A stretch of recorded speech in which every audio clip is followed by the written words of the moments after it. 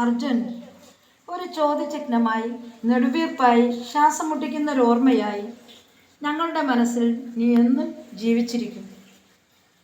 നീ എവിടെയെന്ന് ഹൃദയം എപ്പോഴും സ്പന്ദിച്ചുകൊണ്ടിരിക്കുന്നത് കേൾക്കാം.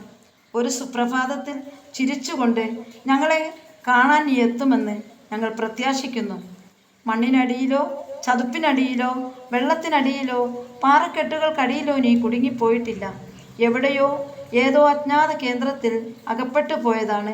ഒരു നാൾ തിരികെ എത്തും. ശുഭാപ്തി വിശ്വാസത്തോടെ ഞങ്ങൾ കാത്തിരിക്കുകയാണ് നിന്നെ. മനുഷ്യരെക്കുണ്ടാവുന്ന എല്ലാ യജ്ഞങ്ങളും ചെയ്തു കഴിഞ്ഞു.